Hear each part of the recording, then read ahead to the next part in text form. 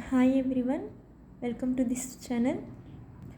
Previous వీడియోలో మనం ఈ చాలక ప్రమాణం వరకు అయితే ఎక్స్ప్లెయిన్ చేసుకున్నాం. ఇప్పుడు కండరం సంకోచించే విధానం గురించి, అంటే మెకానిజం ఆఫ్ మజిల్ కంట్రాక్షన్ గురించి అయితే ఇప్పుడు ఎక్స్ప్లెయిన్ చేసుకోబోతున్నాం.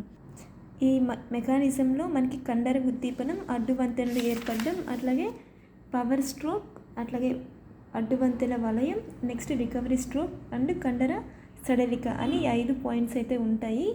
అయితే ఇవి క్లియర్ కట్గా మనం డిస్కస్ చేద్దాం. ఫస్ట్ టైం మన ఛానల్ చూస్తున్న వాళ్ళు ఎవరైనా ఉన్నట్లు మీకు రిక్వెస్ట్ చేసేది ఏంటంటే, దయచేసి ఈ ఛానల్ని సబ్స్క్రైబ్ చేసుకోండి. ఈ ఛానల్లో మనకి బయాలజీకి సంబంధించిన 6th to ఇంటర్మీడియట్ వరకు అయితే లెసన్స్ ఎక్స్ప్లెయిన్ చేయబడుతున్నాయి.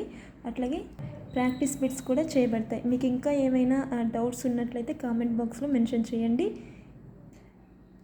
మొదటిగా మనం ఈ ఎక్స్ప్లెనేషన్లోకి వెళ్ళే ముందు మీ అందరికీ ఒక మెయిన్ ప్రాక్టీస్ కోసం 3 క్వశ్చన్స్ అయితే అడగడం జరుగుతుంది. వాటిని మీరు ఎంతమంది ఆన్సర్స్ చేయగలుగుతారో ఒకసారి మీకు మీరే చెప్పండి.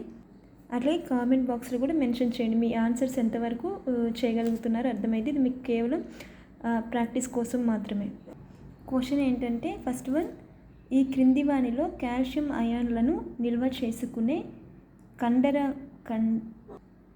తంతువు యొక్క భాగం ఇదన్నమాట. Option A sarcoplasmic reticulum, option B sarcoplasm, option 3 త్రయ వ్యవస్థ, ఆప్షన్ డి నాళిక అంటే ట్రాన్స్వర్స్ ట్యూబ్యూల్. ఇది మనం ప్రీవియస్ క్లాస్లో డిస్కస్ చేసాం.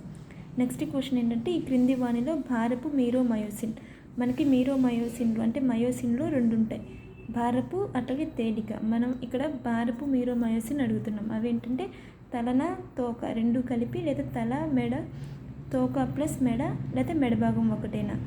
ఇది మీరు ఆన్సర్ చేయాల్సిన అవసరం ఉంది. కామెంట్ బాక్స్లో మీ ఆన్సర్స్ రిప్లై ఇవ్వండి. మానవ దేహంలో సమృద్ధిగా ఉండే ప్రోటీను, ఇది మనకి సింగిల్ లైన్ ఆన్సర్ అనమాట. దీని కింద ఆప్షన్స్ ఏమి ఇవ్వట్లేదు. ఇది కూడా మీరు ఈజీ కాబట్టి కామెంట్ బాక్స్లో మెన్షన్ చేయండి, అదే రిప్లై ఇవ్వండి. No need to waste time, let's go into the video about mechanism of muscle contraction. Okay, let's start. మనకి కండర సంకోచం గురించి మొదట చెప్పిన వాళ్ళు ఎవరు అంటే జేన్ హన్సన్, అట్లాగే Hugh Huxley. Hanson and Huxley ఈ మెకానిజం గురించి మనకి ముందుగా చెప్పారు. దీన్ని మరలా మనం ఏం పిలుస్తామంటే స్లైడింగ్ ఫిలమెంట్ సిద్ధాంతం, అట్లాగే జారుడు తంతు సిద్ధాంతం అని కూడా పిలుస్తాం. ఈ మెకానిజం ఏంటి అంటే, యాక్టిన్ తంతువులు మందంగా ఉండే మయోసిన్ తంతువుల మీద లేదా మధ్యగా జారడం జరుగుతుంది. అప్పుడు మనకి మూమెంట్ అనేది కలుగుతుంది. అదే ఈ కండరం సంకోచించే విధానం అన్నమాట. ఇక్కడ మనం కండర ఉద్దీపనం గురించి చెప్పుకోవాలంటే, ఫస్ట్ మనకి కేంద్ర నాడీ వ్యవస్థకి అంటే సిఎన్ఎస్ నుంచి చాలక నాడీ తంతువుల ద్వారా ఒక ప్రచోదనం మనకి ఈ మెదడు నుంచి సంబంధిత ప్రదేశానికి వెళ్తుంది కదా.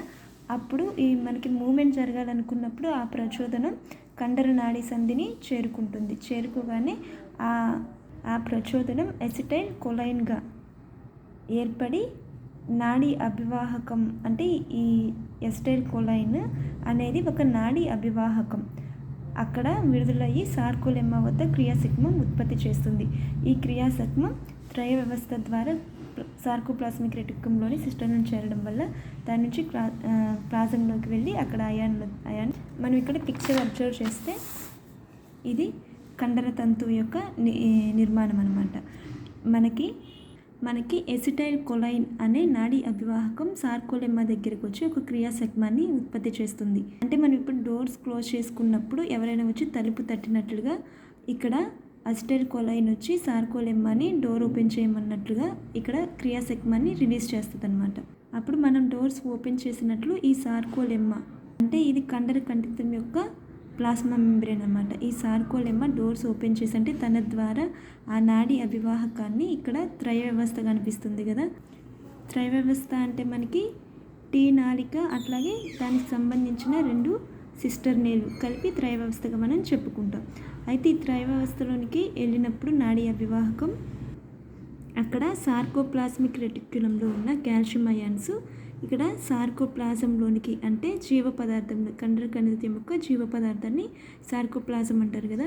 ఇక్కడున్న ఈ త్రయ వ్యవస్థలో ఉన్న సార్కోప్లాస్మిక్ రెటిక్యులంలోని కాల్షియం అయాన్స్ ఇక్కడికి రిలీజ్ అవుతూ ఉంటాయి అన్నమాట. ఈ సార్కోప్లాజంలోనికి రిలీజ్ అవుతూ ఉంటాయి, జీవ పదార్థంలోకి రిలీజ్ అవుతాయి. అయితే ఇక్కడ ఆల్రెడీ మనకి ట్రోపోన్కి యాక్టిన్కి సంబంధించిన ఉప ప్రమాణాలు ఉంటాయి కదా, టీఎన్సి, టీఎన్టీ, అట్లాగే టీఎన్ఐ అని ఉప ప్రమాణాలు ఉంటాయి అన్నమాట, యాక్టిన్ యొక్క ఉప ప్రమాణాలు. ఇక్కడ కాల్షియం అయాన్స్ రిలీజ్ అయినప్పుడు ఈ టీఎన్సి కాల్షియం అయాన్స్ని అబ్జర్బ్ చేసుకుంటుంది అనమాట. ఇక్కడున్న టీఎన్సి కాల్షియం అయాన్స్ని అబ్జర్బ్ చేసుకోవడం వల్ల యాక్టిన్ తంతువులోని మనకి చైతన్య స్థానాలు యాక్టివేట్ అవుతాయి అన్నమాట. అంటే చైతన్య స్థానాలు యాక్టివేట్ అవ్వడం ఏంటంటే, ఆ యాక్టివేట్ అయినప్పుడు మాత్రమే మయోసిన్ తల యొక్క భాగాన్ని అవి పట్టుకోగలవు. పట్టుకున్నప్పుడు మాత్రమే ఆ కండరానికి బిగుతుతనం వచ్చేసి నడిచినప్పుడు మనం ఏదైనా వర్క్ చేస్తున్నప్పుడు మనకి సపోర్టివ్గా ఉంటుంది. ఇక్కడ మనం అబ్జర్వ్ చేస్తే ఇటు సన్నని తంతువులు ఏంటి, యాక్టిన్ తంతువులు, దళసరి తంతువులు, మయోసిన్ తంతువులు.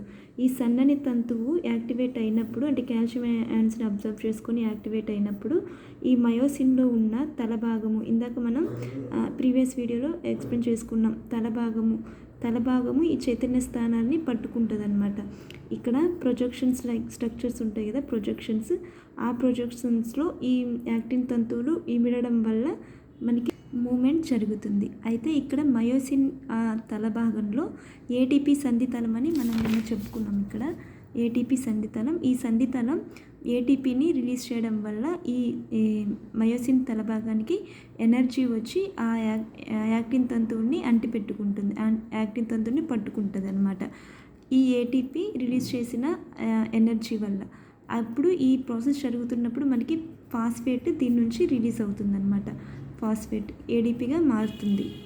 అప్పుడు ఏం జరుగుతుందంటే మయోసిన్ తలభాగము యాక్టివ్ చైతన్య స్థానాన్ని పట్టుకున్నప్పుడు ఈ కండరం అనేది సంకోచిస్తుంది, ఇట్లా దగ్గరికి వచ్చేస్తుంది. అంటే ఇప్పుడు యాక్టివ్ తంతువుని పట్టుకుంది కాబట్టి యాక్టిన్ తంతువులన్నీ దగ్గరికి వచ్చేస్తాయి అన్నమాట.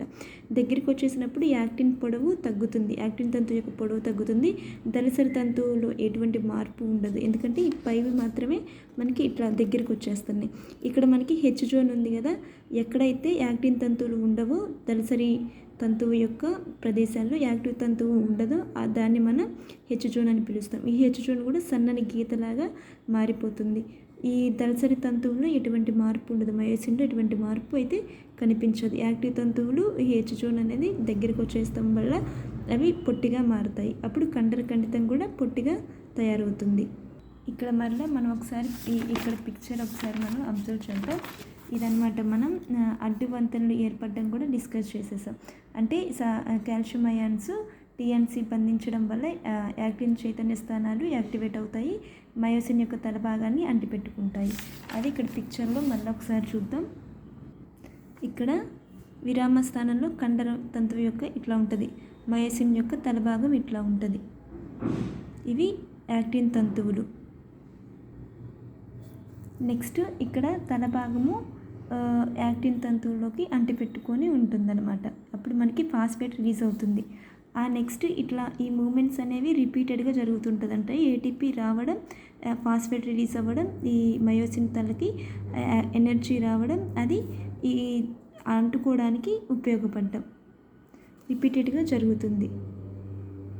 దీన్ని మనం ఏమని పిలుస్తామంటే అడ్డు వంతెనల వలయం. అంటే రిపీటెడ్గా ఏటీపీ వెళ్ళి మయోసిన్ తలకి బంధితం అవ్వడం, ఆ తర్వాత ఫాస్ఫేట్ రిలీజ్ అవ్వడం, ఆ ఎనర్జీ వల్ల యాక్టిన్ని బంధించడానికి హెల్ప్ చేయడం, ఇవన్నీ రిపీటెడ్గా జరుగుతూ ఒక వలయం లాగా, సైకిల్ లాగా జరుగుతూ ఉంటాయి, మళ్ళీ జరుగుతూ ఉంటుంది.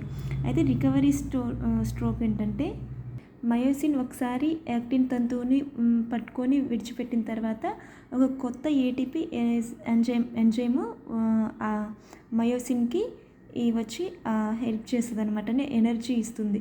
ఎనర్జీ ఇవ్వడం వల్ల యాక్టివ్ తంతువులు జారడం అనేది ఫాస్ట్గా జరుగుతుంది అనమాట, ఫాస్ట్గా జరుగుతుంది. దాన్ని రికవరీ స్ట్రోక్ అని పిలుస్తాం. నెక్స్ట్ కండర సడలిక అంటే మన మూమెంట్స్ ఆగిపోయిన తర్వాత మన మెదడు నుంచి ఇంకా స్టాప్ అని సిగ్నల్ రాగానే కాల్షియం అయాన్స్ తిరిగి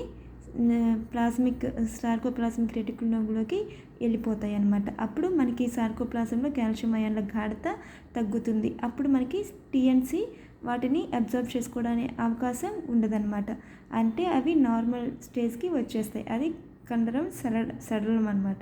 సడలడం అంటే ప్రాసెస్ మరలా రివర్స్లో జరుగుతుంది.